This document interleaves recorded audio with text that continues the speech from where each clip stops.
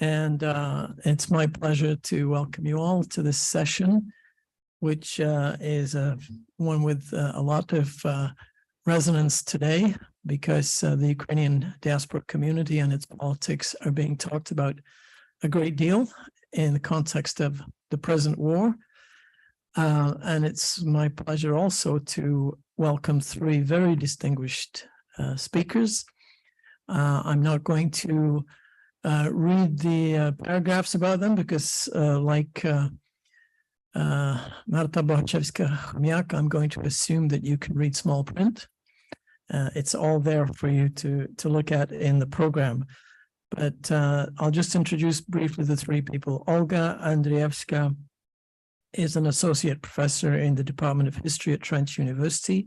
She's written widely, published widely, particularly on the Holodomor, but also she's an expert on diaspora studies. Oris Dejchakivsky originally has an MA from Georgetown University, but he's worked on U.S.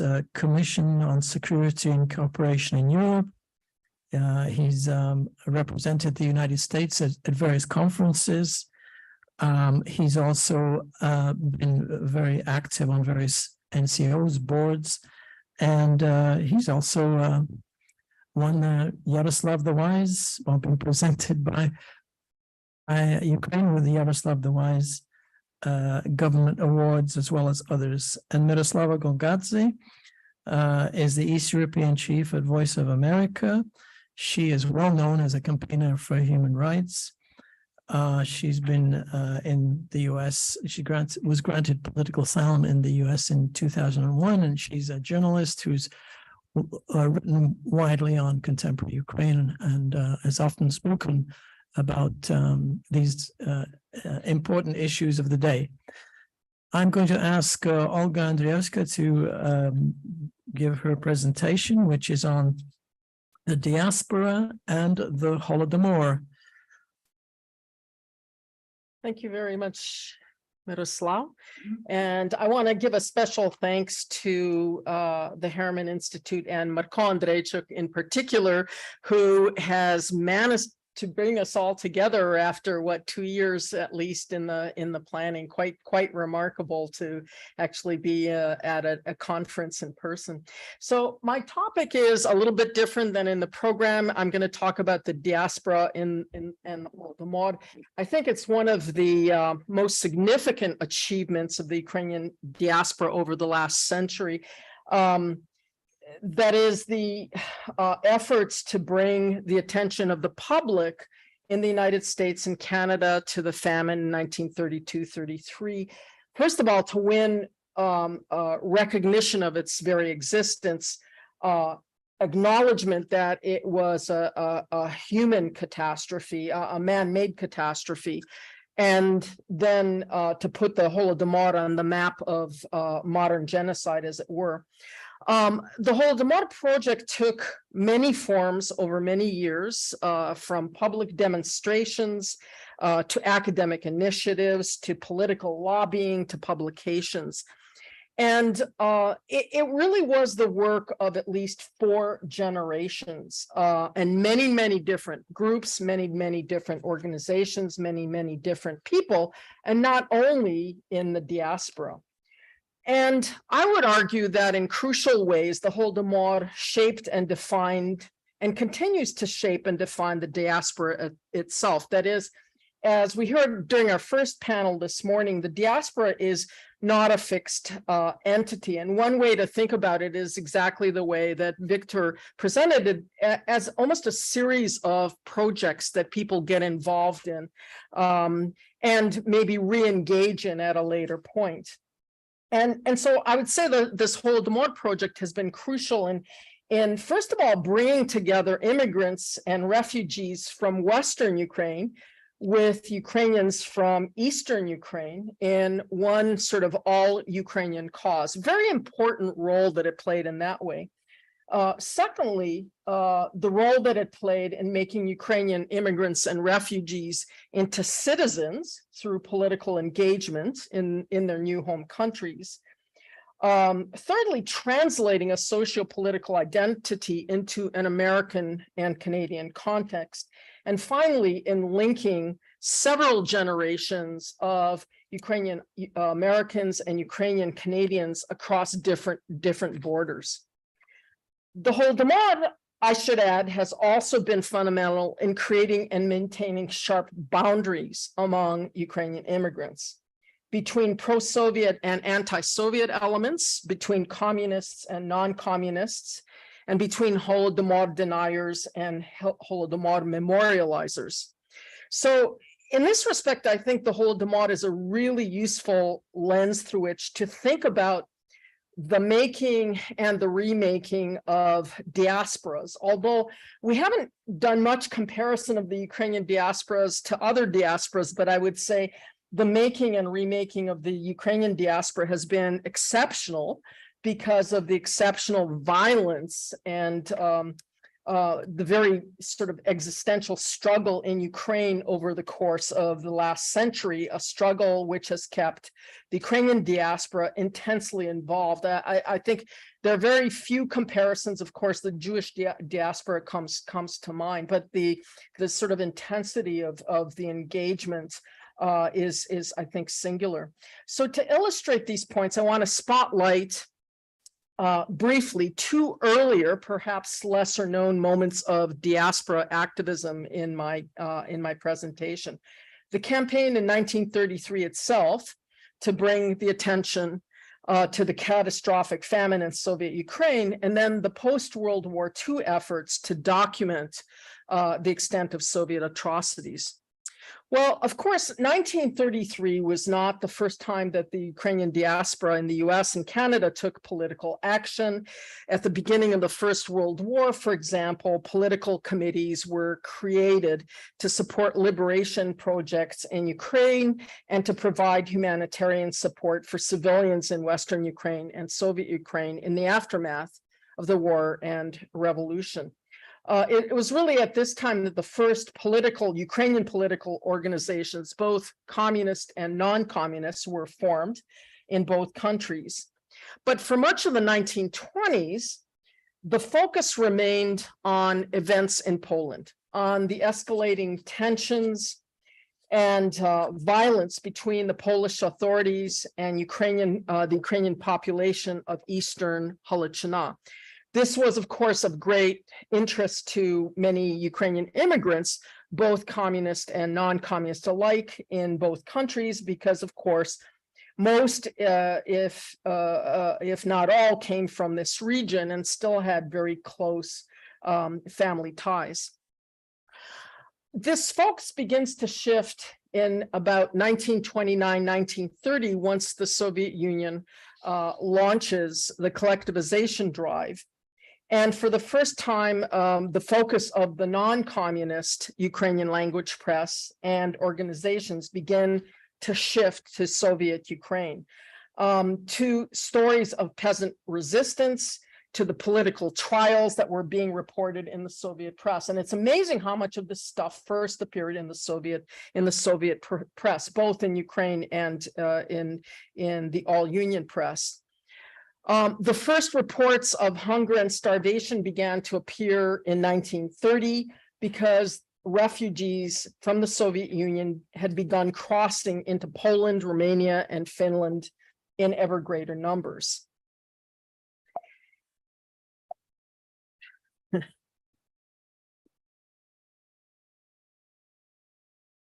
And by the winter of 1932-33, there was overwhelming evidence that this was a large-scale human catastrophe. We sometimes call it a hidden Holocaust or a hidden famine. It wasn't really all that hidden, especially to readers of the non-communist Ukrainian language newspapers, who were reading stories on a daily basis in newspapers like Svoboda, who were publishing several articles a day. And it was clear that this was a large catastrophe, and that was not simply a result of a bad harvest, but it was connected to Soviet policy.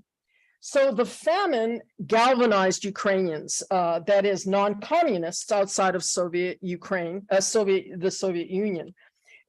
Ukrainians in Czechoslovakia, Ukrainian emigres in Czechoslovakia, together with Ukrainians in Holodomor, initiated a campaign to raise awareness about the Great Famine in the summer of 1933.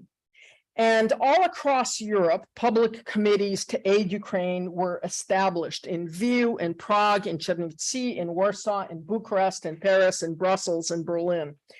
And then in the United States and Canada as well. That is, everywhere in North America where there were concentrations of Ukrainian immigrants. If you read the Ukrainian language press at the time, you would have a sense of the scale and the extent of this international campaign. These were not merely sort of local initiatives as they're sometimes depicted. This was a sophisticated, well-coordinated international campaign to mobilize the Ukrainian community, to inform and enlist the support of Western public opinion, and to put pressure on the Western powers to turn their attention to the starving millions in the Soviet Union. Well, in a certain sense, Ukrainians had a long history of this kind of civic activism dating back to the 19th century. But the campaign in 1933, I would argue, exceeded anything that Ukrainians had ever attempted.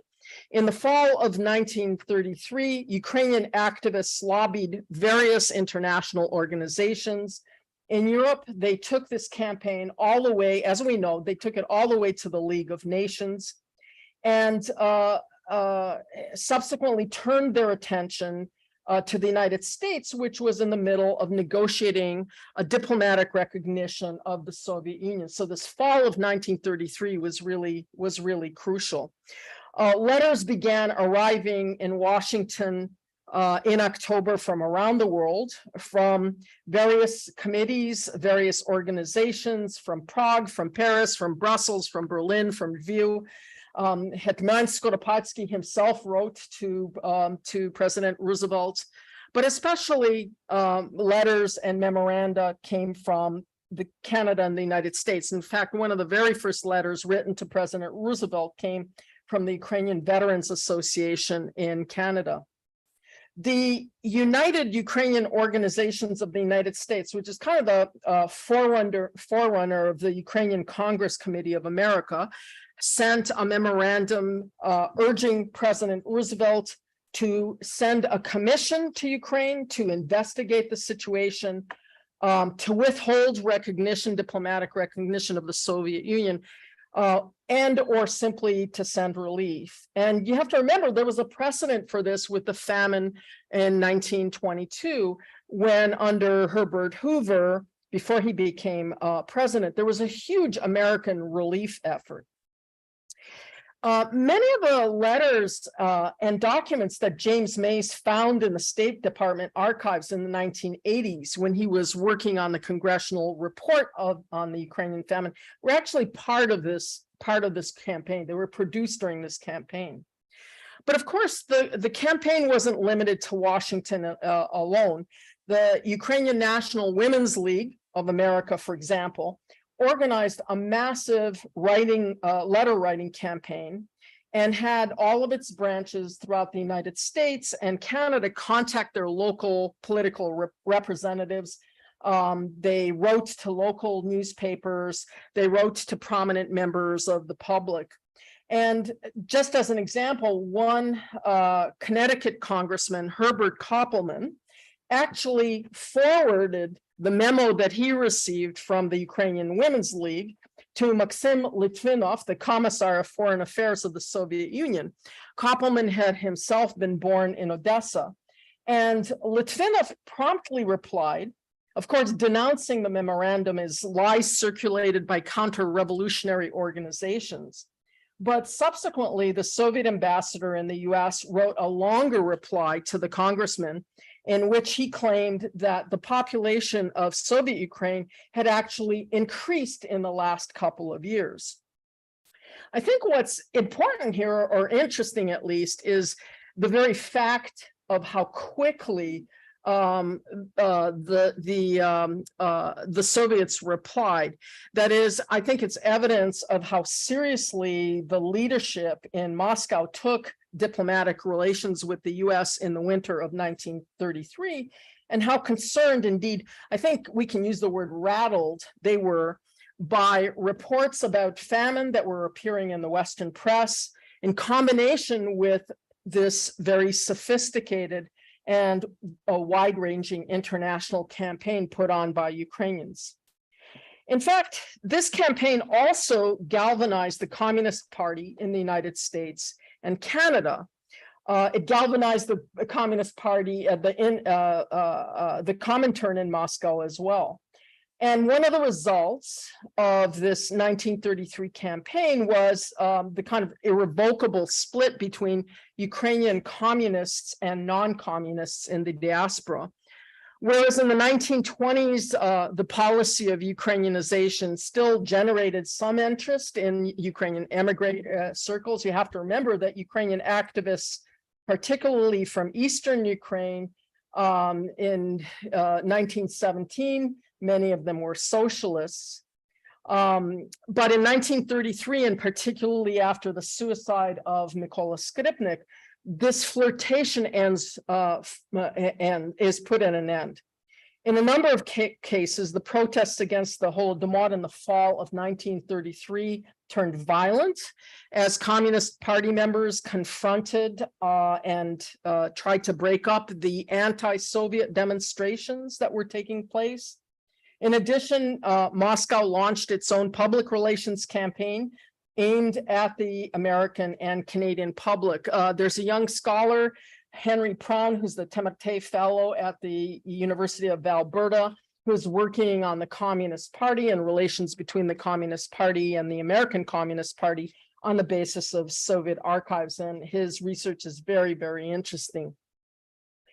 There were two existing communist Ukrainian language newspapers, one in Winnipeg and the other in New York. Both were given strict orders from above not to mention the famine. And this actually led to one of the first splits in the ranks of the Communist Party in Canada. And Ukrainian Canadians were very important in terms of their numbers in the Communist Party of Canada. They constituted a significant part of the membership in 1933. Well, in that year, as he later described it, it was Danilo Lobai, who had been the longtime editor of the Ukrainian communist newspaper. He had been a socialist Democrat before the First World War, and then had become one of the founding members of the Communist Party in Canada. He describes that in 1933, quote, "It was no longer possible to deny the existence of an artificial famine."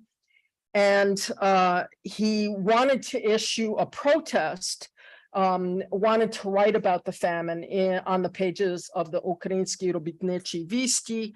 Not only was he prohibited from doing this on strict orders from above, but eventually he and 30 leading members of the party, all Ukrainians, were forced out. I mean, the other thing that had sort of convinced them that what was going on in Soviet Ukraine was exceptional was the arrest of Ukrainian communists from Western Ukraine, whom they had known personally and very well, who had come to Canada.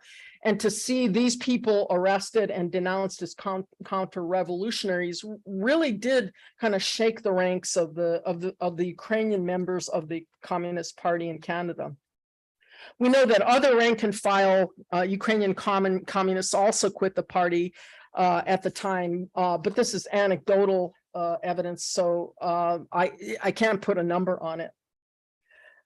Well, ultimately, according to the Ukrainian Weekly, the campaign to protest the Holodomor was judged a success. This is interesting because it's in contrast to what Milana Rudnitska and some of the other activists in Europe had written. Milena Rudnitska, 25 years later, was very, very bitter. And she had a sense that Ukrainians had been betrayed by the Western governments. But the Ukrainian Weekly actually in 1933, in December 1st, wrote of this campaign as a success. Not in the respect that any kind of direct relief could be provided to those who were starving, but that the campaign itself did engage a significant part of the Ukrainian diaspora, and in particular, a new generation of Americans who had already been born in the United States.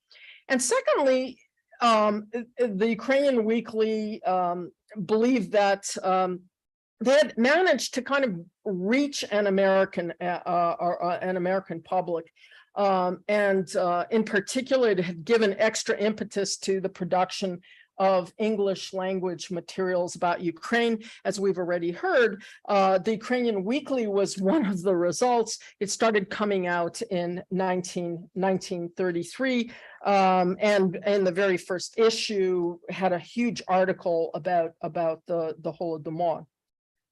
Well, the second moment of the diaspora that I want to talk about briefly is this post-World War II decade, when the issue of the Holodomor reemerges both in the United States and Canada with the appearance of a large group of refugees from Soviet Ukraine in the displaced persons camp in Germany and Austria. In early 1946, as the fate of these refugees hung in a balance, it wasn't clear whether they would be forced to return to the Soviet Union or not. Ivan Bahrene, a writer from Soviet Ukraine and himself a refugee in Germany, wrote an essay entitled "Чому я не хочу повертатись до СССР," Why I Do Not Want to Go Home. And in the essay, Bahrene portrayed what life had been like in Soviet Ukraine. He began the story in 1920 with the murder of his 92-year-old grandfather, a farmer, in front of his own eyes. He was 14 years old when he witnessed this. He described his own arrest and imprisonment and that of his family. He described the ruin of Ukrainian farmers during collectivization. He saw the destruction of the Ukrainian intelligentsia, among them many communists. But above all, Bahrene highlighted the famine of 1933 and the deaths of what he estimated to be 5 million Ukrainian farmers, and said, "That is why I hate Bolshevism and cannot return to the Rodina." Bahrene's manifesto became, in effect, Bahrene's essay became, in effect, the manifesto of all Ukrainian refugees. It was immediately translated into several languages. It was published in Canada, the United States, and the UK, and disseminated widely as part of an international campaign, this time to try to save the refugees from repatriation. This was another great project of the diaspora. Both the Ukrainian Canadian Congress and the Ukrainian Congress Committee of America published Bahrene's powerful essay, and they used it to press for legal recognition and assistance for the refugees, and to make the case for opening the doors to immigration and resettlement. So in this way, the Holodomor gained fresh relevance. It gained fresh meaning in 1945. It became, in effect, kind of emblematic of the Ukrainian experience under Soviet rule, the most gruesome symbol of Ukrainian victimization. And in the context of the emerging Cold War, it was framed as part of a much larger narrative of state violence and persecution and terror. An illustration that Soviet-style communism posed to the rest of the world, as they described it. Indeed, the onset of the Cold War created a unique opportunity for Holodomor survivors and witnesses to tell their stories to a much wider audience and to provide testimony in official settings. It was a moment in time when the American political leadership was debating what to do and how to deal with the Kremlin. And this opportunity mobilized Ukrainians in the United States once again. Not just Holodomor survivors who in 1950 were just beginning to arrive in North America from displaced persons camps in Germany and Austria, few of whom knew English. It mobilized this existing diaspora, the Ukrainian Americans and Ukrainian Canadians. It was the diaspora who helped Ukrainian refugees navigate the corridors of power in Washington in these early years. It was the Ukrainian Congress Committee of America under the dynamic leadership of the young Georgetown University professor and newly elected president of the Congress, Lev Dobryansky, that helped organize the testimonies of Holodomor survivors in front of several very important, very powerful committees in Washington. First, the Senate Relations Subcommittee hearings on the Genocide Convention. So this was the committee that was going to decide whether to recommend the ratification of the Genocide Convention, which met in 1950. And then secondly, the House Select Committee to investigate communist aggression in 1954, the so-called Kirsten Committee. He was a Republican congressman from Wisconsin. This was a very, very, very big deal. Ukrainian Americans and Ukrainian Canadians worked on English language translations of these testimonies. They served as interpreters. They identified sympathetic senators and congressmen. They ultimately helped argue the Ukrainian case. In many ways, this was a renewal of that great public campaign of 1933, but in a much more receptive setting. The years between 1948 and 1945, I think, mark the high point of Holodomor remembrance. This may come as a surprise to you, but in 1953, on the 20th anniversary of the Holodomor, the Ukrainian diaspora came out in full force to commemorate the event. There were public processions in Cleveland, in Buffalo, in Binghamton, New York, in Syracuse, in Philadelphia. According to the Ukrainian press, there were huge crowds, turnouts in Newark, in Bolingbrook, New Jersey, in Chicago, in Detroit. 15,000 people came out in New York. The demonstration was televised in Detroit by the local TV station. This is 1953, and the event was televised. In New York, the event, which featured a speech by Raphael Lemkin, the author of The Concept of Genocide, was covered by the New York Times. In Washington, there were a number of statements regarding the commemoration of the famine of 32-33. It was introduced into the congressional record. They were introduced into the congressional record, including a comment on the Holodomor by Senator John F. Kennedy of Massachusetts. I think in terms of size and scope and exposure, I'm not sure we have ever seen anything like it since. And here's a photograph, as you can see, of the 1953 commemoration in Sydney, Australia, and the way in which it really transcended all borders. This was a worldwide diaspora-making event, uniting Ukrainians from different regions, of different faiths, and of different generations. And I think what's remarkable looking back on this decade between 45 and 55 was how much was actually done to memorialize the Holodomor. That is the result of this close collaboration between the eyewitnesses and the survivors and the diaspora. And in effect, a kind of integration of this newly arrived refugee population into the diaspora. In this respect, I think the publication of Robert Conquest's Harvest of Sorrow and the creation of the Commission on the Ukrainian famine in 1986 was not the beginning, as we often think of it as the beginning of sort of the Holodomor, the story of the Holodomor being told. but rather a continuation and certainly an expansion of this Holodomor project that began in 1933. And if you know the real origins of the Conquest book, you know that this too was a Diaspora initiative.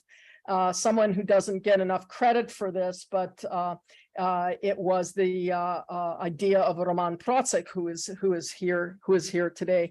And I just want to make one last point. The Diaspora sort of as a series of projects. What's really interesting about the Holodomor is the way in which it can re-engage people. That is, people who are only part Ukrainian, who never felt themselves to be much Ukrainian, but were able to get re-engaged in a sense of Ukrainian identity through this Holodomor project, and the project continues on even today. Thank you very much.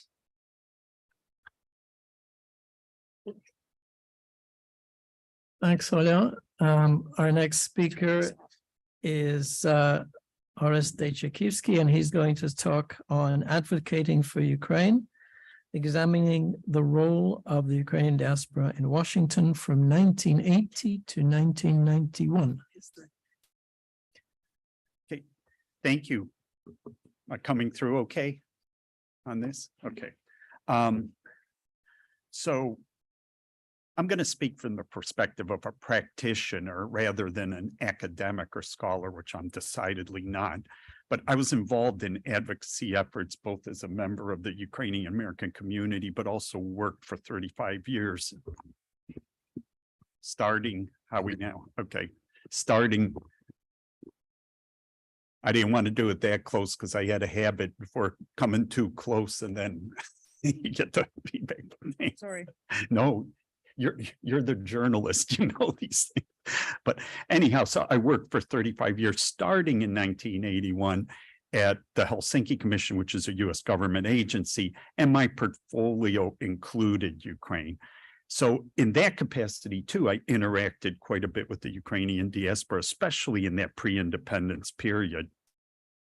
So I'll discuss direct diaspora activity in the roughly 1.5 decades preceding independence, focusing on Washington, DC advocacy, and especially on the US Congress, the branch of government closest to the people. And then I'll say a couple words on what I call indirect or informal advocacy. So a little bit of context. Prior to 1991, Ukraine, and I think we all know this and we've heard this, was really quite the terra incognita, even on official Washington's political map, let alone among the American media and public. It was a radically different landscape than the one we have now. Back then, many Americans conflated the Soviet Union with Russia, often thought Ukrainians were Russians, despite the efforts of Ukrainian Americans to sort of educate the wider public. Media rarely covered Ukraine. I remember even a front page article in a major newspaper as late as the 80s was like a big deal in the diaspora community. The government too paid relatively little attention to what was effectively a captive nation, a colony, although the key colony of the Soviet Union. And US policymakers in the executive branch were indeed Moscow-centric, because after all, Moscow was the Soviet capital. That's where the decisions made. That's where the action was. And many US policymakers at the time did downplay or underestimate the potential force of nationalism and the desire for freedom among Ukrainians, Balts, and other non-Russian nations.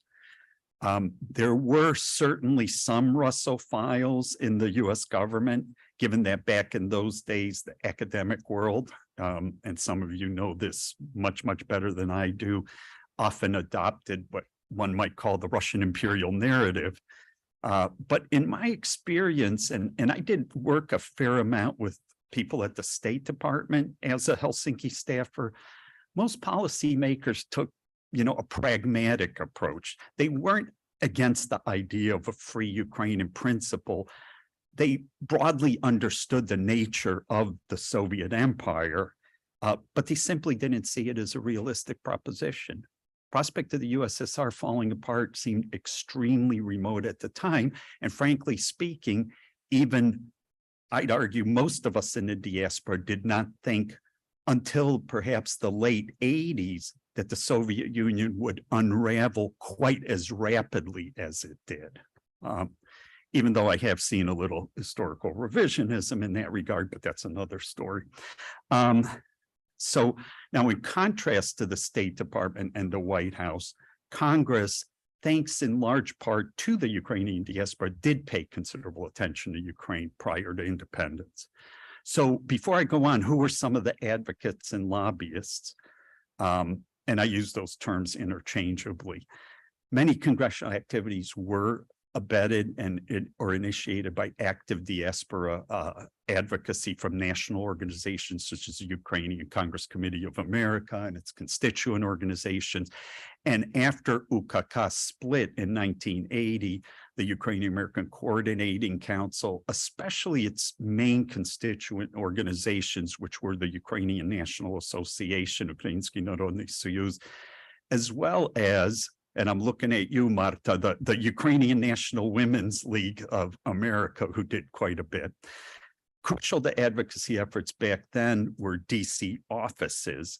For the last 45 years, since 1977, UKK has maintained a Washington, DC-based bureau, the Ukrainian National Information Service, or UNIS, which has reached out to Congress and executive branch on issues of concern and engaged in advocacy efforts concerning congressional legislation, et cetera, et cetera. One mainstay of their activity back then was the annual January 22nd Independence Day Capitol Hill receptions and Capital of Nations Hill events that provided, forums for members to signal their support for Ukraine's independence, even if it was largely rhetorical, but even everything helps, And between 1988 and 1995, critical years, time of historic transformation, the immediate pre and post-independence years, when outreach to policymakers was especially crucial.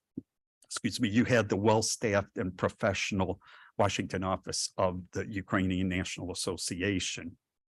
And then there were the grassroots volunteer efforts in Washington by groups that weren't necessarily affiliated with national organizations. A lot of them were sort of ad hoc. And without them, in my view, Ukrainian American advocacy efforts would not have enjoyed anywhere near the success they did at the time. And especially active there were the New Jersey-based Americans for Human Rights in Ukraine. You had the Philadelphia Human Rights Committee that actually Marco's mother was one of the key people in that, Vera Andrejczyk. There were also various local committees in defense of Ukrainian human rights with a focus on political prisoners in New York, in Chicago, in Detroit, in Cleveland, in the DC area itself and elsewhere. There were student groups such as SUSTA and TUSUM. And these dedicated volunteer activists would often come to DC. They'd interact directly with lawmakers or more often their staff, which is important because it's the staff that do the work. And especially some of them would meet with members who served on congressional bodies relevant to Ukraine. At times, community advocates would suggest initiatives such as resolutions to congressional offices such as the Helsinki Commission. Other times, we would ask the community to support our various Ukrainian-related initiatives. And the DC offices and the volunteer groups would often do that nitty-gritty outside work of advocacy, of supporting a bill or resolution or helping get congressional signatures to a letter on behalf of an imprisoned Ukrainian dissident or what have you. And mind you, this was before the age of the internet. So these efforts could be quite labor intensive, writing letters on something some of you may remember called typewriters, or sending materials via snail mail, and if you were conducting a mass mailing, which some of these groups would do on the Hill, that could mean sending or delivering material to 435 plus 100 senatorial Hill offices, So community outreach too was bipartisan. It was aimed at both parties. Granted, you had some more conservative community members veered towards the Republicans because of traditional anti-communism, but there were plenty of Democrats who were anti-Soviet and staunch in their support of human rights in Ukraine. I saw this because Helsinki Commission, we were a bipartisan, bicameral body. One example is somebody called Steny Hoyer. Okay, he was chairman of the commission, did a lot for Ukraine. And now he's House Majority Leader, number 2 to Pelosi, House Majority, at least for the next few months. So that's just one example. I could cite more. So what are some of the themes and examples of pre-independence advocacy? The overarching theme, of course, was the promotion of freedom, of independence, respect for human rights, of bringing to official DC's attention the plight of this largest of non-Russian republics, and by doing so to hopefully affect policy, and also to help reduce in a way Ukraine's profound political and informational isolation, and always underscoring that an independent democratic Ukraine was in US national interests as a counter to Russian expansionism. Now, before the late 70s, the advocacy focus was on Ukraine's liberation from Soviet domination. You had the often mentioned, even here today, Captive Nations Resolution written by Lev Dobryansky, who was UKK president at the time, passed by Congress back in '59. And that was a milestone, and the Soviets hated it. Okay. Most administrations, though, paid lip service. Again, we have to recall the times. But during the 80s, the Reagan administration, more than any other, was adept at making Captive Nations sort of a public event and showcasing it as policy. For example, I remember a Rose Garden ceremony with Reagan, and I believe it was 1987, with the participation actually kind of featuring recently released Ukrainian dissident Petro Ruban. And that was actually facilitated by Katya then Chumachenko, later Katya Yushchenko, who was working at the White House at the time. Now, the signing of the Helsinki Final Act by 35 countries, including the US, Soviet Union, and Canada, I know there's a number of Canadians here, among others, provided an invaluable platform by which to hold the Soviets to account for all of their egregious human rights violations, including, of course, in Ukraine. And institutionally, the creation of the Helsinki Commission in 1976, over then Secretary of State Henry Kissinger's objections, and whose mandate was included pressing the government, Soviet government, on human rights, brought greater focus to these issues, both to the executive branch and especially to Congress. So in addition to captive nations and national liberation, with this Helsinki process, Ukrainian Americans shifted gears more towards human rights advocacy.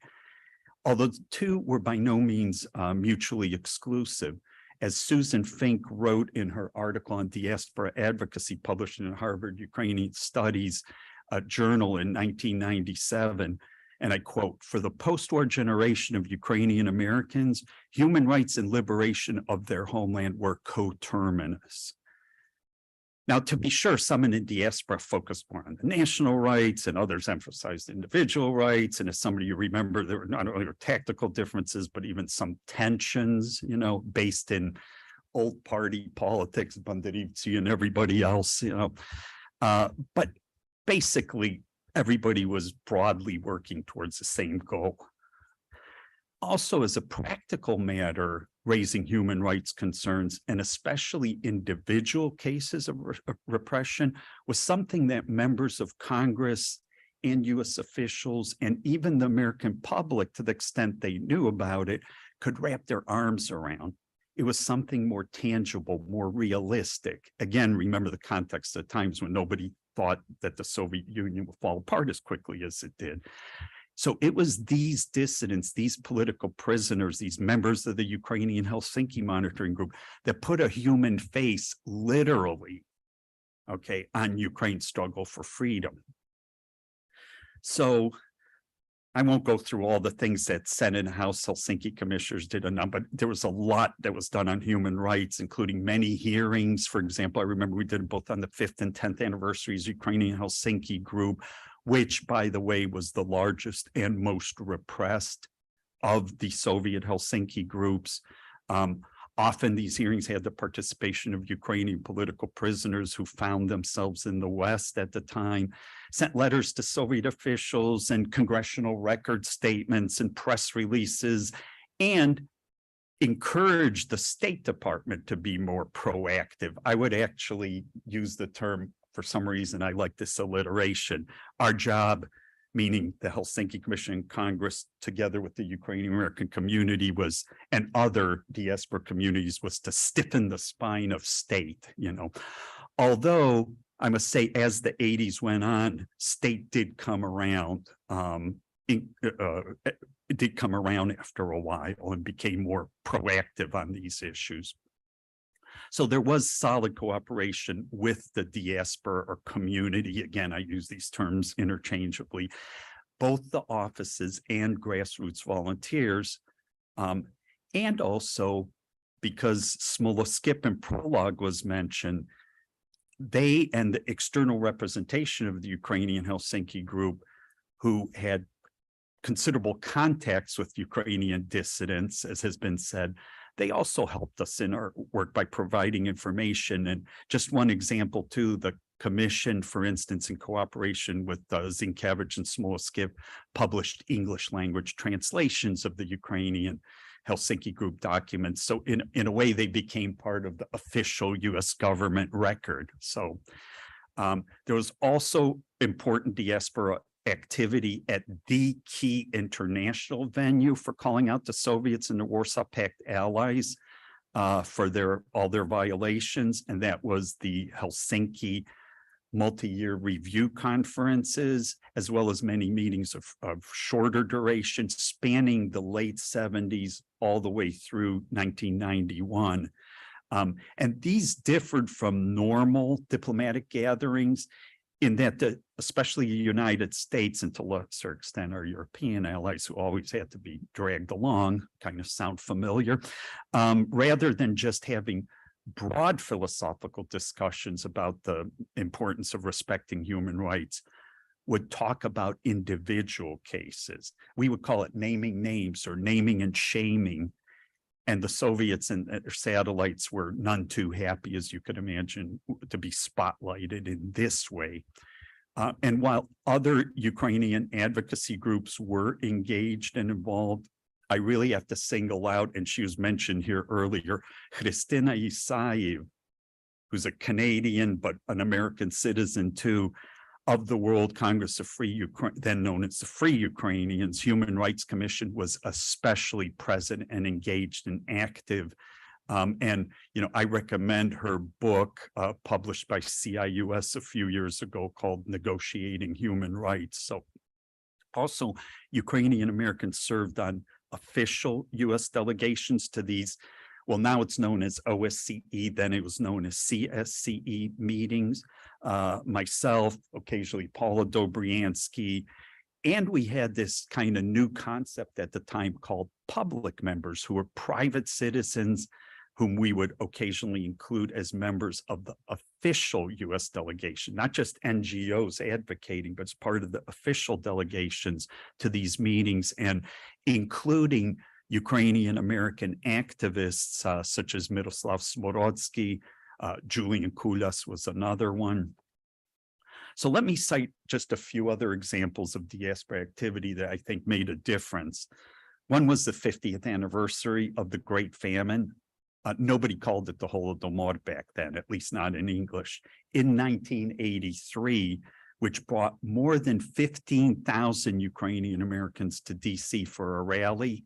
I'm looking at Roman. I remember your dad was involved very much in the committee back then, and as well as for a rally and a series of other week-long events, and was a springboard not only for congressional resolutions and the like, but of tremendous significance at that time, the creation by Congress over State Department objections of the U.S. Commission on the Ukraine Famine, which did so much as an official U.S. government body to study and publicize this hitherto relatively unknown genocide. And while many community organizations and groups and individuals were involved, the chief promoter was Ihor Shanivsky of a group called Americans for Human Rights in Ukraine. And they were very, very active in lobbying. Another 5 years later was unprecedented focus on the plight of the suppressed and banned Ukrainian churches, especially in connection with the 1988 Millennium of Christianity in Kiev and Rus. Ukrainian Americans formed an ad hoc committee from their existing groups, which undertook a wide array of initiatives in DC, including, similar to 83, a mass 15,000 plus person rally. And by the way, you have not seen numbers like that in DC of Ukrainian Americans since, nowhere near. So that's something to be said about the level of interest. It's only one indicator, but it does say something. The community efforts included ensuring the passage of a Helsinki Commission-initiated sponsored joint resolution, which emphasized the millennium's Ukrainian roots, not the millennium of Christianity in Russia, which was the prevailing narrative at that time, and also called for the freedom of Ukrainian churches, which most assuredly got the attention of the not only Soviets, but for the first time, kind of the Ukrainian SSR Supreme Soviet. And we had an unprecedented exchange of letters with them, because I remember having to draft the letters from the US side. And you know, they weren't happy about it. They accused us of brazen interference, not for the first time, but, you know, and then in '89, due to community advocacy efforts, and this was funded largely, if I remember, by the UNA, an unprecedentedly large number of senators and congressmen wrote individual letters to Soviet leader Gorbachev calling for legalization of the Ukrainian Catholic Church. And frankly, I had never seen that many individual letters from members of Congress, including from more influential lobbies like the Soviet Jewry lobby. The Ukrainian Catholic Church was indeed legalized that year. And I think the Diaspora, working with Congress and the State Department, which actually got more engaged after a while on this specific issue, helped to make that happen. There were other advocacy efforts, but I need to keep moving on, like encouraging the creation of the consulate in Kyiv, whose purpose was to reduce Ukraine's international isolation. And that did happen after a time. And then in 1990-91, Ukrainian Americans mobilized, I think, as never before, and played a role in kind of shaping U.S. foreign policy, expressing their views directly to the Bush administration via letters and calls, and indirectly through members of Congress and the media. Key to these outreach efforts was a group called Ukraine 2000. Some of you remember it was effectively a governmental relations arm of 23 committees all over the country that constituted the National Committee in Support of Ukraine. It was initially in support of Ruch, but then they changed the name. I think they were even New York based, if I remember correctly. And then especially active in that was Robert McConnell, who's what he and his wife Nadia Komenitsky-McConnell later founded the U.S.-Ukraine Foundation. But Bob had been a high-ranking official in the Reagan administration, and he knew everybody. And that helped a lot, including, for example, arranging meetings of former political prisoner and Ruch leader at the time, Mikhailo Horin, and other pro-independence leaders with key U.S. government officials, such as then Secretary of Defense Dick Cheney, who was the most sort of pro-Ukrainian cabinet member in the Bush administration, and other things, reaching out to congressional offices, et cetera, et cetera. Now, in the fall of 91, the community advocacy was instrumental in the passage of Helsinki Commission initiated House and Senate resolutions over administration objections, sound familiar, calling for the US to recognize Ukraine's independence and even to provide economic aid for an independent Ukraine. Not only the national organizations and the DC offices in Ukraine 2000, but there was a terrific grassroots campaign where Ukrainian Americans virtually in every state contacted their senators and congressmen, urging them to co-sponsor or co-author, if you will, and support these resolutions. And less than a week after the resolution's passage, and a few days prior to the historic December 1 referendum on independence, Ukrainian community leaders led to by someone named Taras Shmagala from the old emigration who knew Bush personally, had a White House meeting with the president where he announced that the US would indeed recognize Ukraine's independence, a reversal from his unfortunate Chicken Kiev speech 4 months earlier when he warned of suicidal nationalism and said that freedom is not necessarily the same thing as independence. Now, a word about what I call indirect advocacy back then in DC, and I'll single out the Washington Group, an association of Ukrainian American professionals, which held fall conferences and many other events which brought together Ukrainian Americans and Washington policymakers in the late 80s with the greater freedoms associated with Gorbachev's glasnost and perestroika. Visits by Ukrainian pro-independence, pro-democracy leaders to DC, and Twig provided them with an important public platform. And, you know, this doesn't seem like a big deal now, but it was back then. Keep in mind that this was new in contrast to post-independence, and especially now when Ukraine-related events in DC are not only everyday occurrences, but during the week, there are multiple events on Ukraine every day at think tanks and in Congress and NGOs and Ukrainian embassy functions and you name it.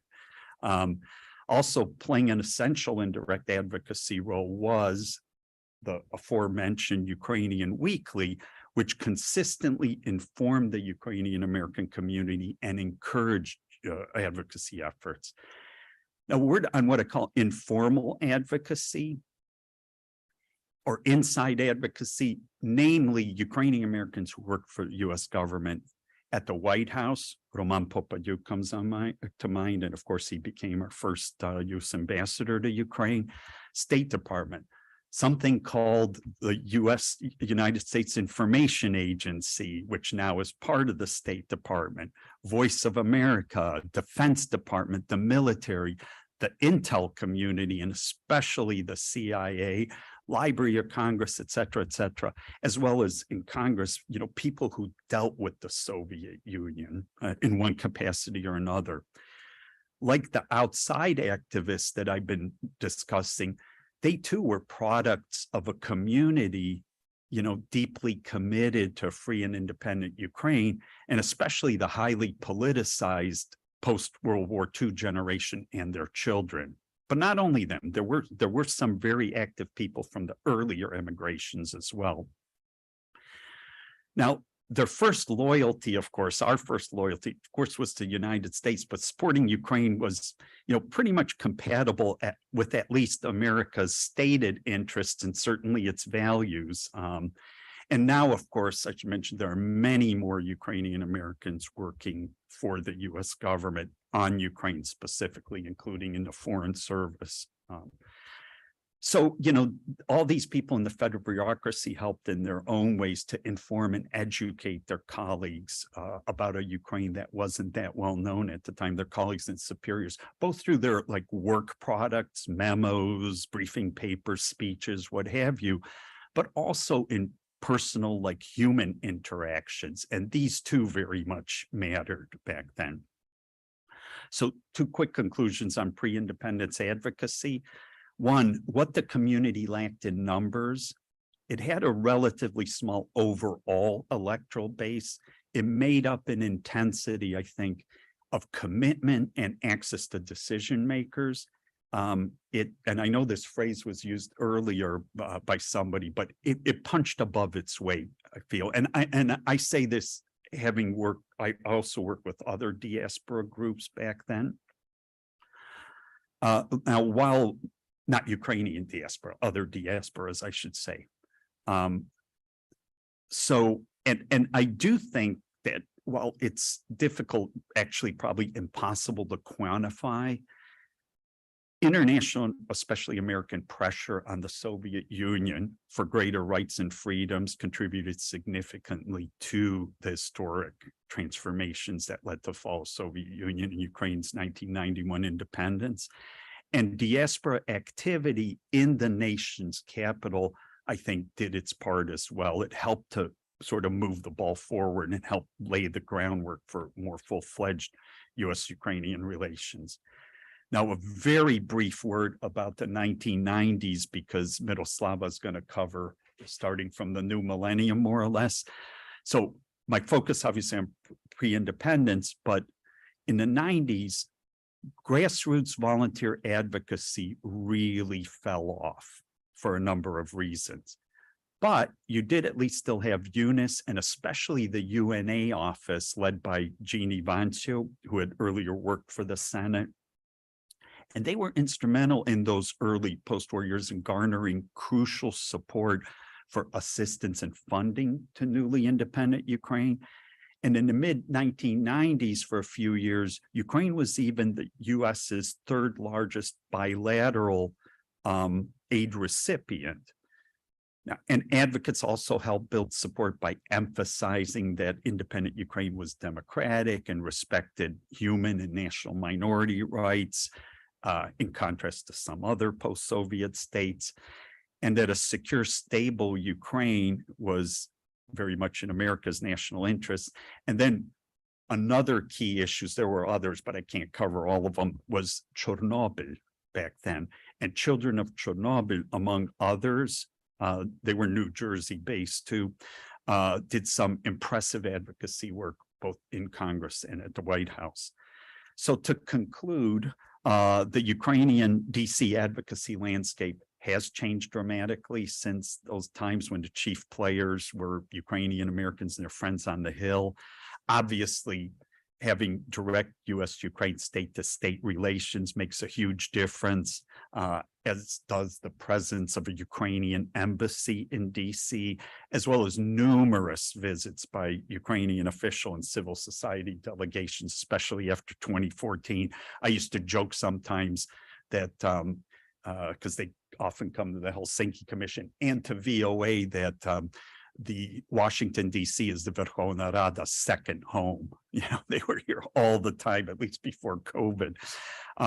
Now, and so in addition to the Ukrainian diaspora, and this were things I think have especially changed dramatically. In addition to diaspora, and I should note especially the very welcome and significantly greater involvement starting, you know, the way I saw it with the Euromaidan of the fourth and fifth emigration waves. There are a plethora of influential players on the DC advocacy scene, former US ambassadors, tons of government officials who dealt with Ukraine, some of whom served in Ukraine, think tanks, NGOs, businesses with a presence in Ukraine, you know, US-Ukraine Business Council, US-Ukraine Foundation, Atlantic Council, and other think tanks, NED, IRI, NDI, who have offices in Ukraine, and plenty of other NGOs. You know, the number of non-Ukrainian American pro-Ukrainian voices in DC has grown exponentially, especially since 2014, and even more so since February 24th. It's really off the charts. And I should note that there are a number of Ukrainian Americans who work for all these NGOs too. So there is a Ukrainian American presence there, not only in the government. So with all these new friends of Ukraine in DC, diaspora advocacy efforts have in some respects become easier, right? It's not as lonely as it used to be back then. But here's the deal, as President Biden likes to say. There are so many more issues now than in those pre-independence years that require attention in what is, after all, a very dynamic and multifaceted U.S.-Ukraine relationship, especially now where Ukraine, as we all know, is at the top of U.S. foreign policy priorities.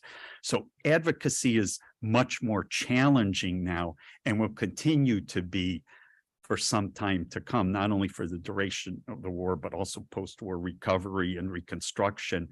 And my last sentence, and too bad Dora's not here, Marta, but among other things, and this is a very recent development, for the longest time, for the last more than 25 years, in terms of Washington offices, you basically had UNIS, okay, since 95, a one-person office, maybe a few times they had two people.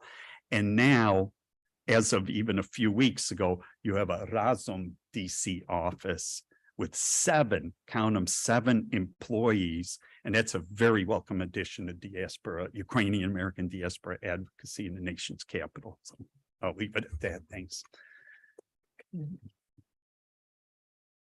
Well, thanks very much. That was fascinating. Our third speaker, Miroslava Golgadze, will speak on Ukrainian activism in Washington, D.C. from Kuchma Gate to today's war. Thank you so much. I think Orest covered it all, basically. I will probably just talk a little bit more how this looked like from the side of Ukraine from independent time, 1991. I have to say that that's so true that Ukrainian diaspora is a part of success of Ukraine as independent states. However, I have to say as well that Ukrainian diaspora partially is a problem for Ukrainian state, that Ukrainian state did not become a strong, effective as a state. And what I mean in this regard, Ukrainian diaspora played a fantastic, invaluable role in bringing Ukrainian independence,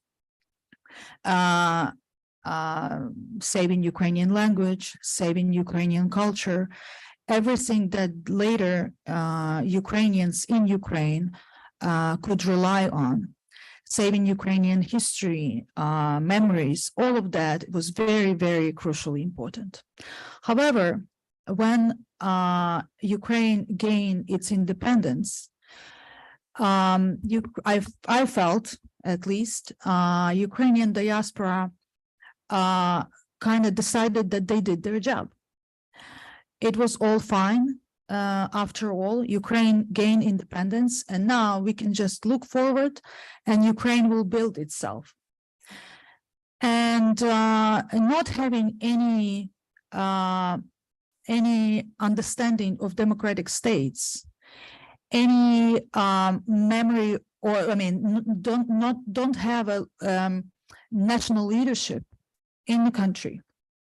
It was very naive to expect that Ukraine would develop as a strong independent state.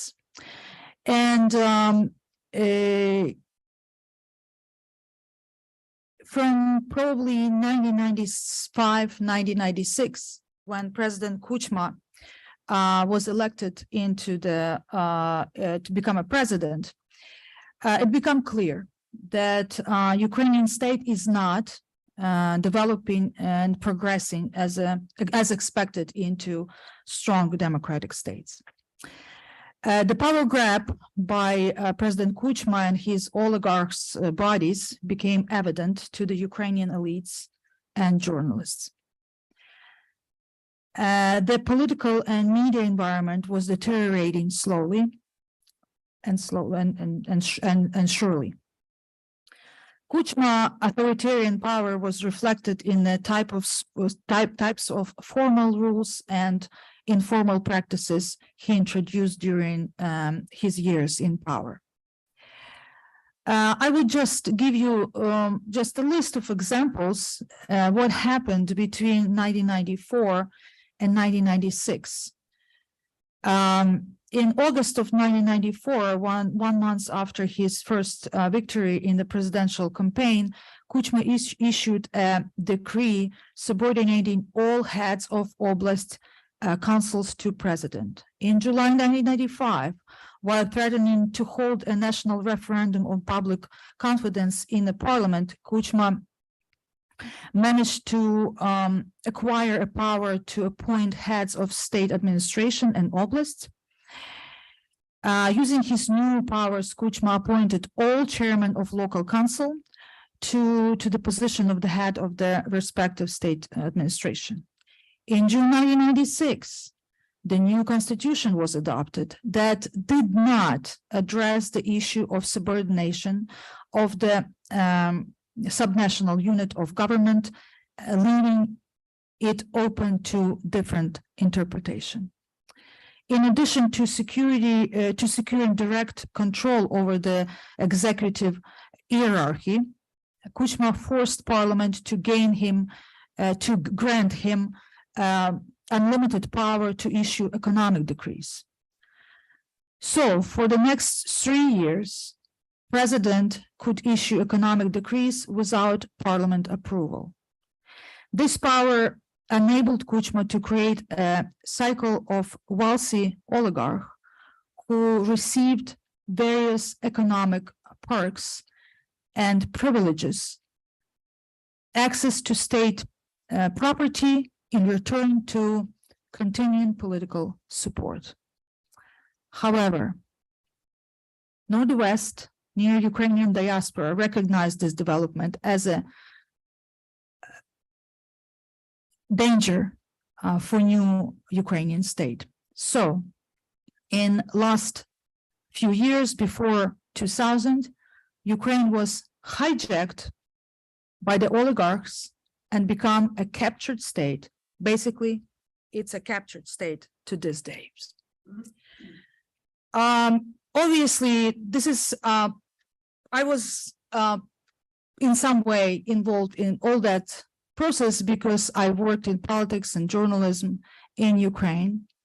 And then I would say the murder of my husband was the watershed moment for Ukrainian history. And the fact that Kuchma really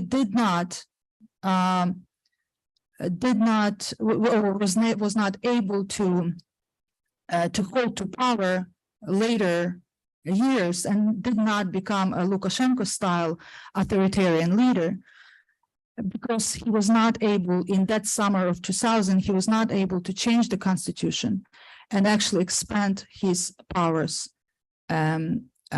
fully how he wanted to. So going back to diaspora, so I was when I was deciding what to do was where to find a safe space for myself and for my kids. I had an opportunity actually to go to Canada and United States. And I have to say that decision was made, my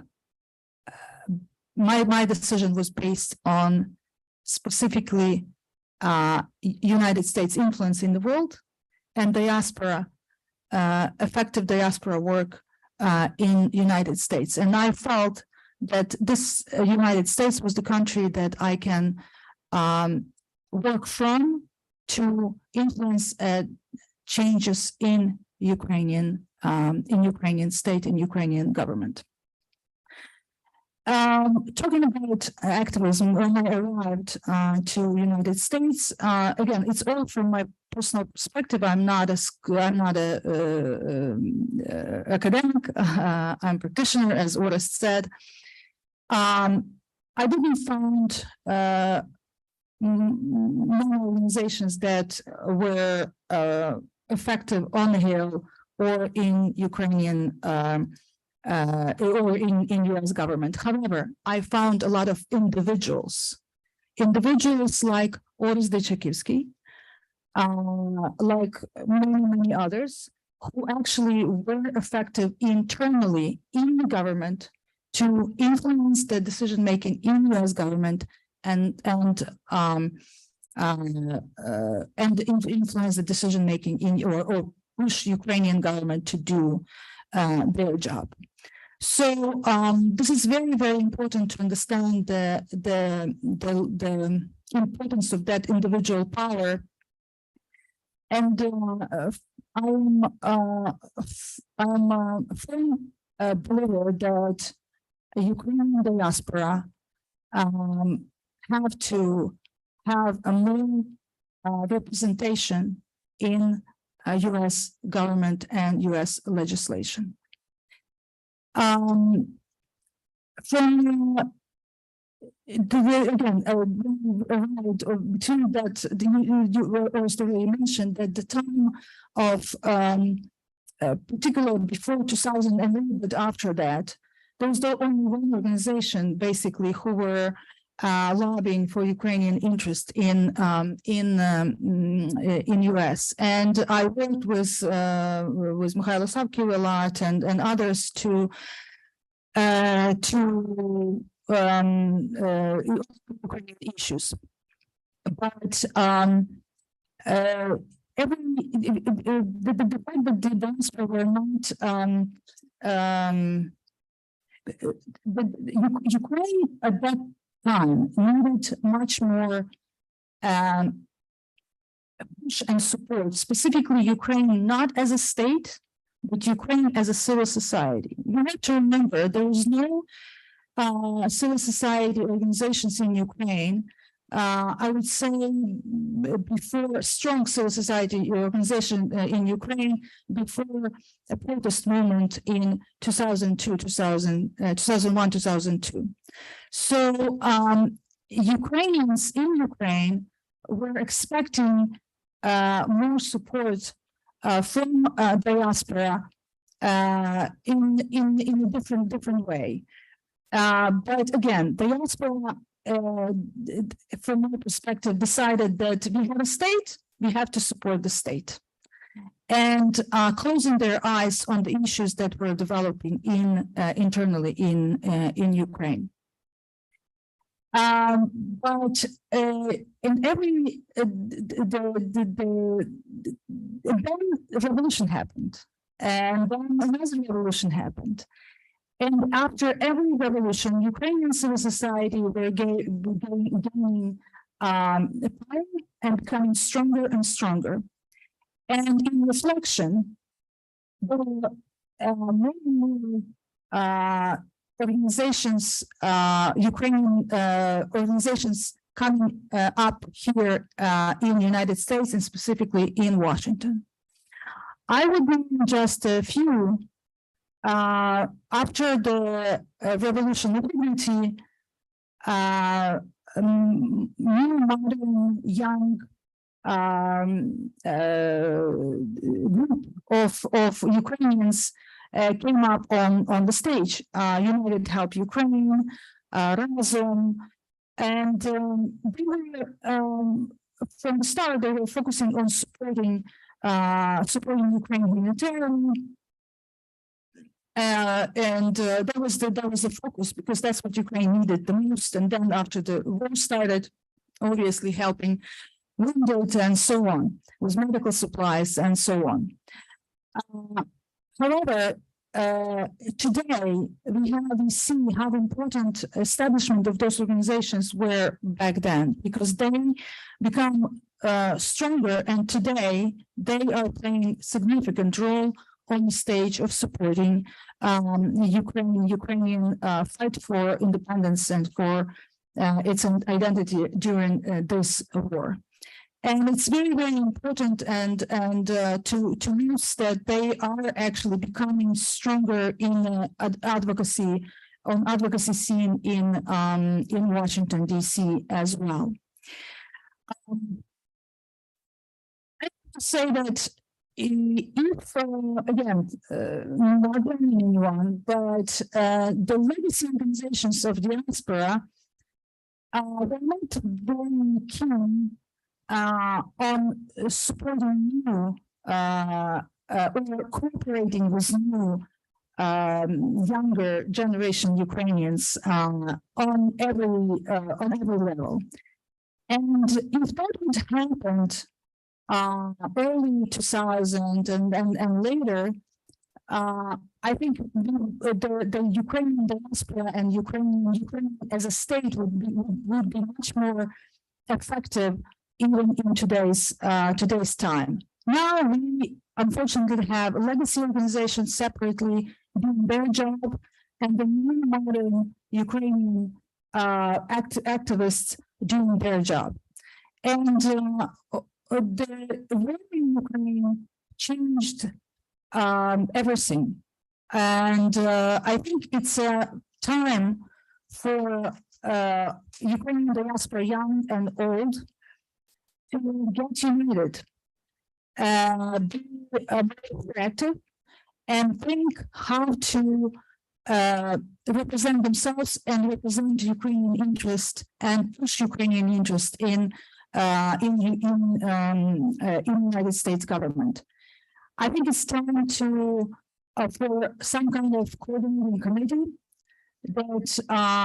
that can work together to advocate for Ukrainian interest in DC, as well as possible maybe to support Ukrainian activists and Ukrainian future Ukrainian politics, politicians. American politicians was maybe Ukrainians, that's what I meant.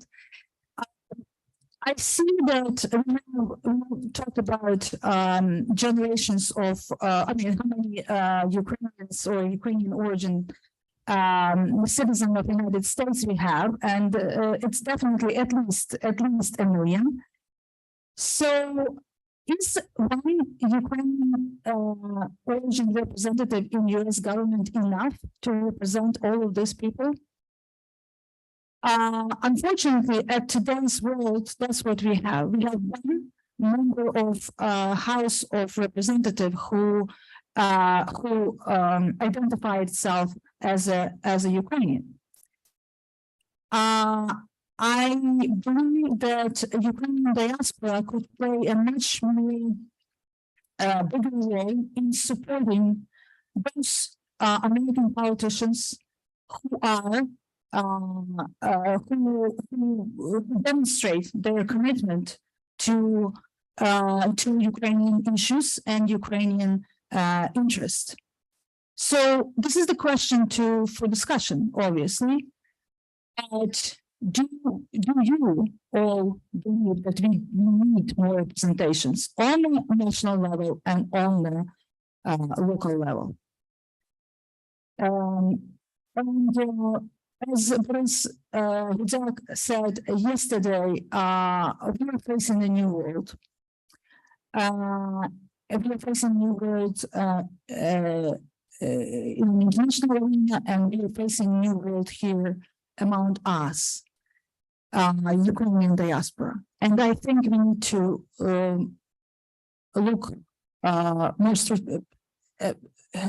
more strategic views on what we want to achieve next, and how we can cooperate together to push for Ukrainian interest in the world. Because now we definitely have Ukraine. Now we definitely have Ukrainian flags on every building in the world. Let's keep it this way, and let's see what we can achieve to rebuild Ukraine after its victory. Thanks.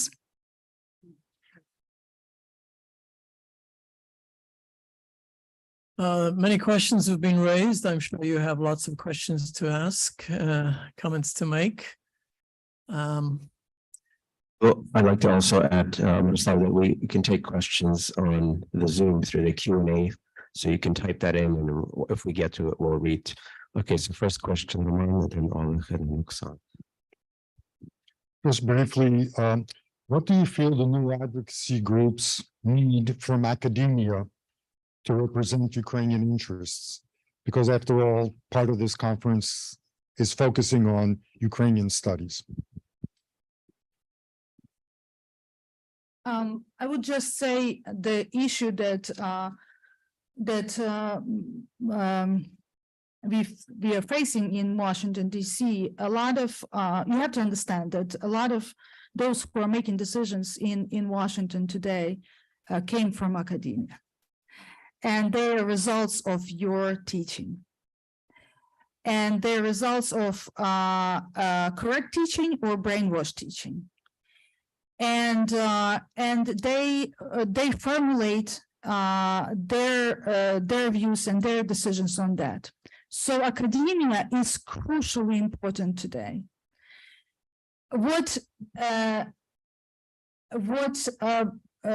activists probably need that work on the level of academia to that I mentioned. I asked that question just to change the teaching, to push for Ukrainian studies, to teach better Ukrainian history and better Ukrainian current development as well. So that's when you will do your job on the level of academia, it'll be much easier to persuade the government official to make a correct decision for the interest of Ukraine and interest of United States. Maybe worse. No, the only thing I'll add to that is, I was talking about before in the old days, the State Department being more Moscow centric, et cetera, et cetera. These days, and I think you'll agree because we both know some of those people, a lot of people in the State Department have had exposure to Ukrainian studies. Some have had connections with Hudi and all that, and that helps inform the State Department, and I think is important in having a very, very different State Department than we had a long time ago. Could I just add something, a comment on hers? I was singing the praises of the Ukrainian diaspora pre-independence, on human rights and the Holodomor and the millennium of Christianity and, the run up to the independence. But I'll just point out, based on something you said, and you'll remember this well, the limitations of Ukrainian American diaspora influence. And that was during that early 2000s period when Kuchma was doing, some horrible things, including Gongadze, corruption that was really coming out, the Melnichenko tapes, you may remember all that. And I remember drafting a resolution for, it was the House of Representatives, I don't think we did one in the Senate, which only mildly criticized Ukraine. We still praised it because we basically wanted to support Ukraine. But we mentioned some of those negatives of the Kuchma regime. I think this was in 2002. And the diaspora then, and as I mentioned in the 90s, at least grassroots diaspora after independence, it fell off. It became, people just, for various reasons, became less engaged. Although, again, it didn't disappear. But I remember the then president of the World Congress of well, first of all, the Ukrainian government was extremely unhappy with that resolution. But second of all, I remember the then president of the World Congress of Ukrainians, no names, writing a letter to actually my bosses and some other key congressional people, criticizing the resolution and saying the whatever, I can't remember, but basically making this does not have the support of the Ukrainian American community. Well, as much as Congress and the diaspora interacted in the past, that wasn't always the case, because that resolution ended up passing the House of Representatives by a vote of 408-1. So clearly members of Congress weren't listening. In other words, members of Congress had their own minds, and when they saw something wrong was happening, they thought it was important to flag that too. And in terms of one other comment, in terms of civil society, which you were talking about, when I mentioned how many other Friends of Ukraine other than the diaspora has in DC, yes, there are some, like US Ukraine Foundation was very engaged in all sorts of civil society advocacy, but so are these groups like NDI, National Democratic Institute, National Endowment for Democracy, where Nadia worked for many years. IRI, the International Republican Institute, and many others, you know, they understood the importance that the people of Ukraine was not just the state of Ukraine. You know, it was, I mean, the people were, well, whatever. It was about people, it was about civil society, that was the key driver for change. So.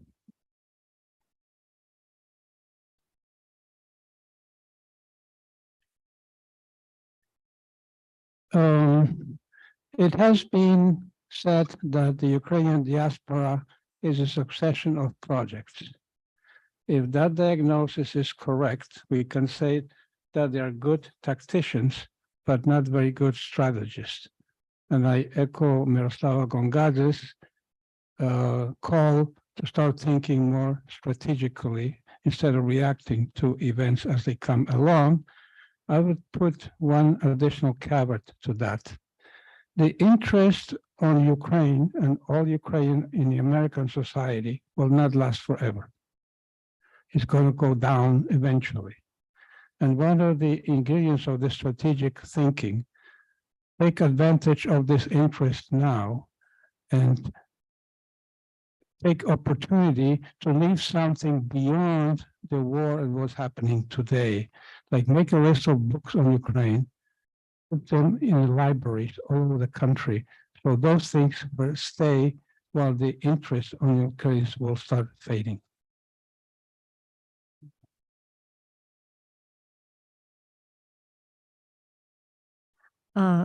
Thank you for wonderful talks. And my question is to Professor Andrievska. I appreciate your research on those early activities of Ukrainian diaspora making the Holodomor issue visible. And my question is about in the course of those campaigns, which you mentioned were quite massive and successful, of awareness raising and commemorating the Holodomor in North America, did you observe or could you elaborate of any activities or voices or any manifestations of solidarity from other East European diasporas in North America? Because today we are quite aware how important it is, the international support and transnational solidarity of people who are aware of the same problem. Thank you. Thank you. I think in 1933, that was a bit more difficult. But I would say the one group with which the Ukrainian diaspora sort of successfully formed an alliance was actually the Catholic Church in the United States. I don't think it's a coincidence that Lev Dobryansky got a job at Georgetown University, at which Edmund Walsh, who is the founder of the Foreign Service School, the first Foreign Service School, was crucial and was a real. He was an anti-communist crusader before the Holodomor. So there were alliances that were formed. I think that was a really important one. After the Second World War, when all of these East European refugees, the last million, were this big issue in American politics and Canadian politics, there was a lot of cooperation and work, there was a lot of sympathy towards Ukrainians, and that's why, you know, Lev Dobryansky, when he spoke in front of Congress, and he spoke several times at great length, he would always emphasize sort of the history of the empire itself, and he was the originator of the concept of captive nations. So there have always been, I mean, there was always a kind of sympathy among those East Europeans who ended up under communism. There was some working together, but Ukrainians were actually a much larger diaspora than the other ones. So yeah, I mean, the one thing nobody talks about is this incredible reversal in Ukrainian Polish history, right? I mean, It's absolutely stunning. I'm waiting for somebody to write a serious work on this. I mean, that's also the work of academics and people who worked for years and years and years to bring us to this moment, even though there was a very clear campaign put on by Moscow to try to make sure that Ukrainians and Poles continued to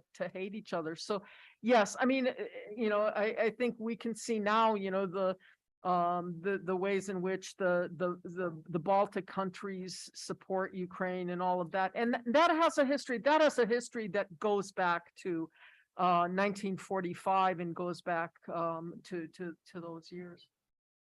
Could I comment on that too? Yeah. I'm just adding, because back during the Cold War, that was true. But even at those human rights meetings I mentioned, a lot of diasporas would come up, Soviet Jewry and the Balts and the Hungarians and whatnot, and of course Ukrainians, and they all kind of occasionally they cooperated together, but everybody was in their own silos pushing their particular issue. Okay. And what I have seen, especially since 2014, for the Balts, for Jewish organizations involved, I'm talking more DC, involved in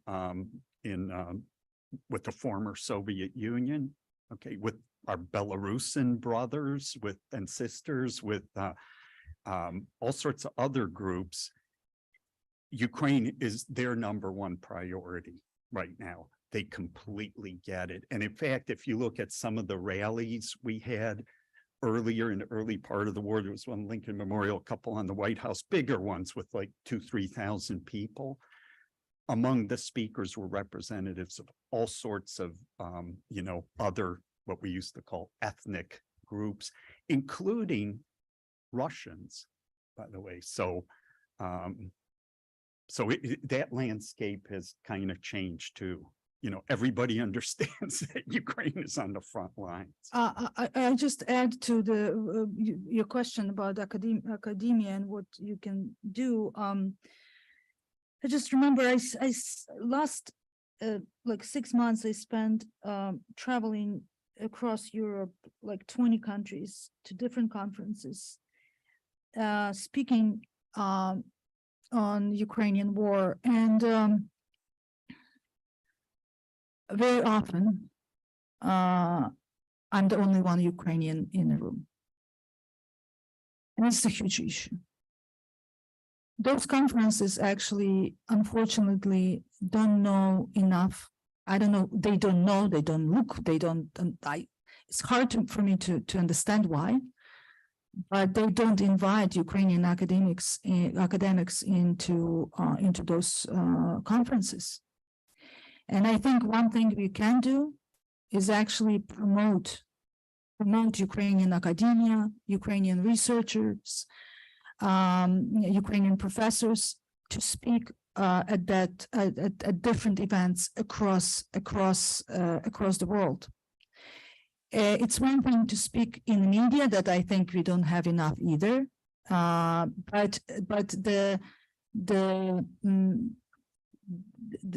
we have to stop the practice speaking about Ukraine without Ukrainians. And this is one strategic goal that Ukrainian diaspora have to figure out how to do. So. Okay, take a question from Zoom, just to be fair. This is a question for Advocacy from Frank Sisson. Do you see the second wave as crucial to the campaign?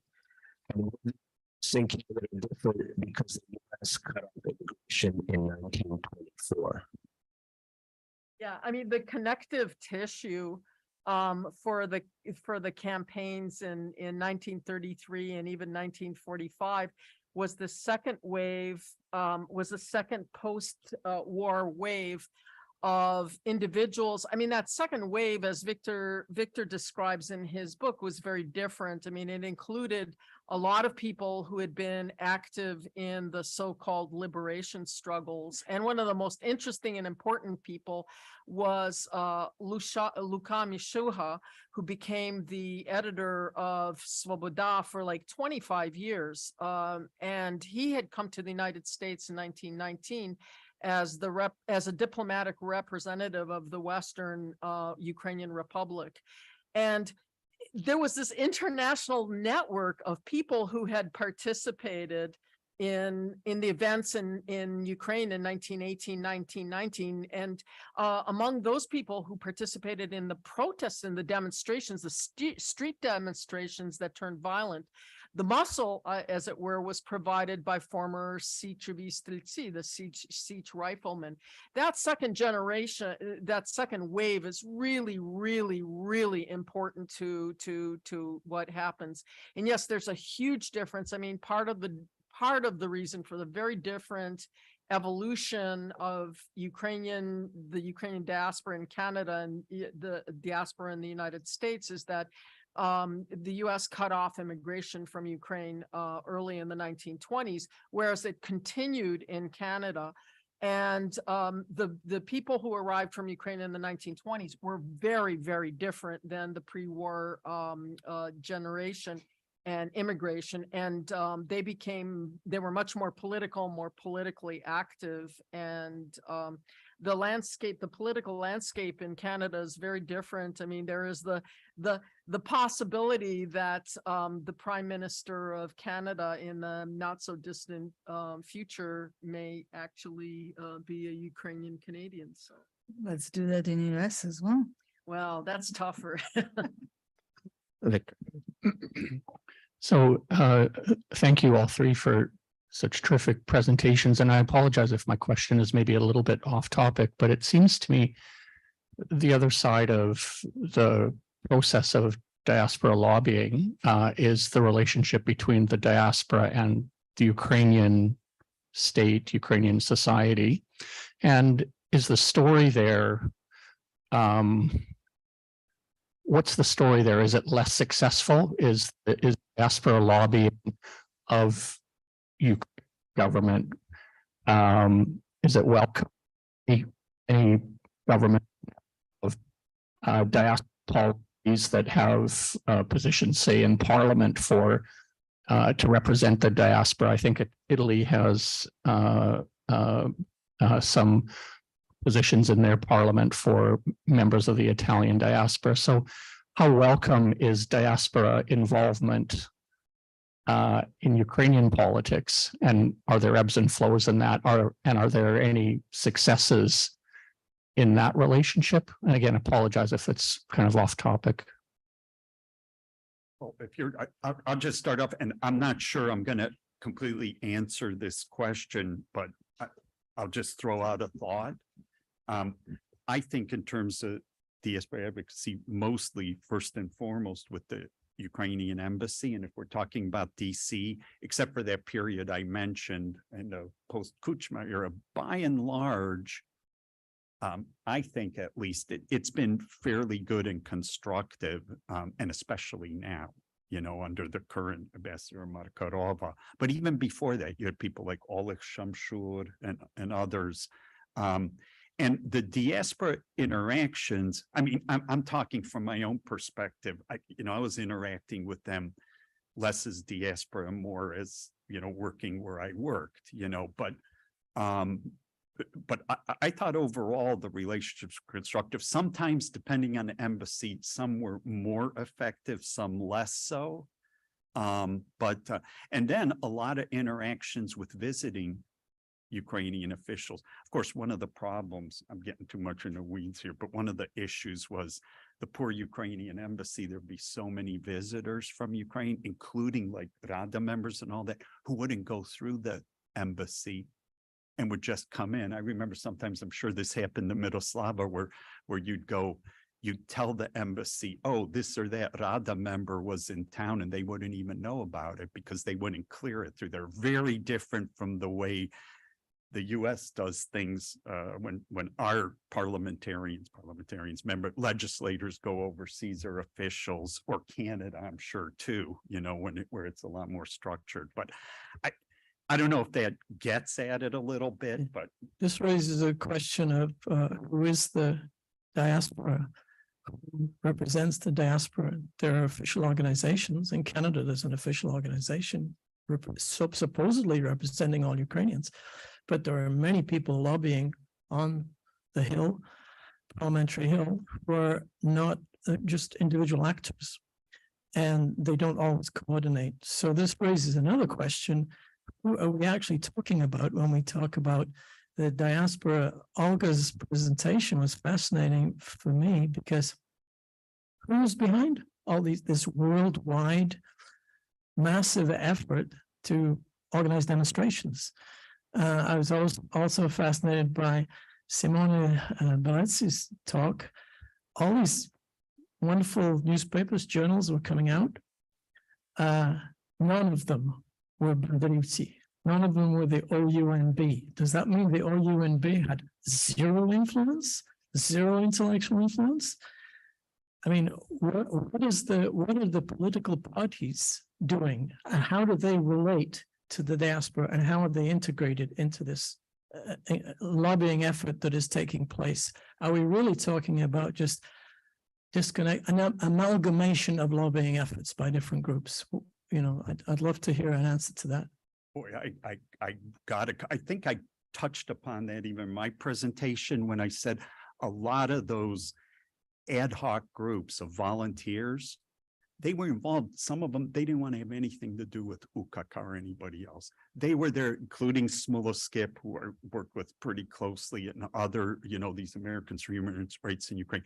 They were there because they had a mission. Mhm. They didn't want to get involved in all the diaspora political BS, and also even members of Congress. I know when we deal with Ukrainians, sometimes even on staff level, you weren't that concerned, oh, this person's from UKK, so they represent a lot of Ukrainians, because people didn't necessarily think in those terms, members or staff.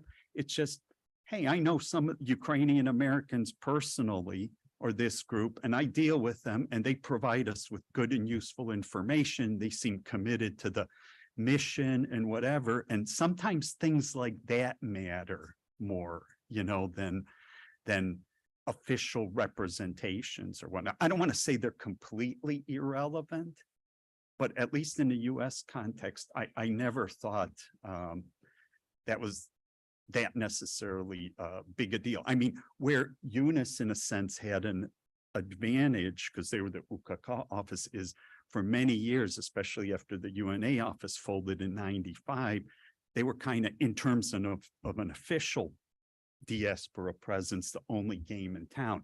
Now, of course, as I mentioned, Miroslava's mentioned, that's in the last months radically changed with, the Razum office in DC. I'm sorry. Okay, from Ukrainian perspective, I don't think the Ukrainians understand diaspora well. We at Voice of America, at least when I was running Ukrainian service, were trying to tell the story of Ukrainian diaspora leaders, effective businesses, positive stories, all of that. It was like one of the focus, because Ukrainian diaspora represent American society. So obviously that was a part of the mission. However, again, it's personal perspective. I'm talking to a lot of people in Ukraine. They don't see diaspora as a relevant group that actually have a good understanding of Ukraine, of current modern Ukraine. They feel that it's kind of old school legacy organizations that they created, that they are not any more relevant as they were before. However, it's changing again. It's changing, and I would say Ukrainians probably have very utilitarian view on diaspora, help us, but don't tell us what to do and how to build our country. And this is the issue as well. So there's definitely lack of understanding between both sides, Ukrainians in Ukraine and Ukrainians in US. I believe that Ukrainian government should pay more attention. They trying to create some kind of Ukrainian abroad passport or give something. Or now they passed the law of dual citizenship recently. It's not, I mean, there are a lot of changes has to be made to that law, but however, they're kind of moving that direction. There is no, unfortunately, any representation of Ukrainians abroad in the parliament. That actually, it's an important issue to raise as well. So again, Ukrainian diaspora in the world, not only in the United States, have to do the better job to reach to Ukrainians in Ukraine. So basically, it's a two-way street should be, yeah. But I just want to say something. I mean, you know, political organizations are not neutral, and UKK under Dobryansky became in between 45 and 52, 53 became associated with the most militant wing of the Republican Party. I mean, these guys wanted to, you know, wanted American military intervention in Eastern Europe and the rollback of communism. And when Kirsten lost office and the people that Dobryansky was supported, that Dobryansky was supported by, his power kind of evaporated overnight. And he had taken, you know, UKK into this kind of almost dead end.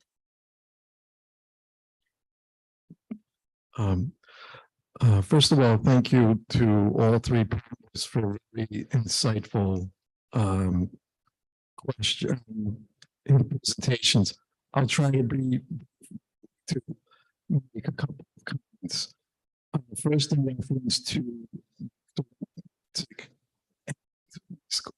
comments regarding the issue of academia. Just around the corner, there's I think it's the Columbia bookstore. Out of curiosity, I stopped by there for like a couple of minutes and I went over to the East European shelf of history books. I found 7 books on Russia and the Soviet Union and on Ukraine. I found that very telling. That's my first comment. Second comment is you mentioned that from Ukraine's independence,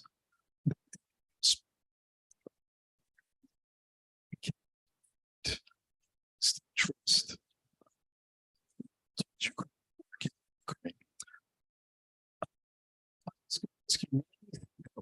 think you answered that question. Just you, to a certain extent, just say that it's a two-way street.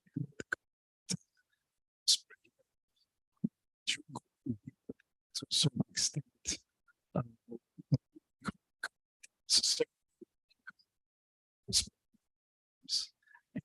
like you said, I think the part of it is like you said, when you emphasize the fact that Ukraine became a hijacked country.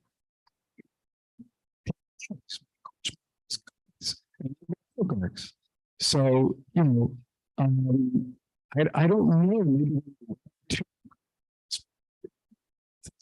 working as consultants, was it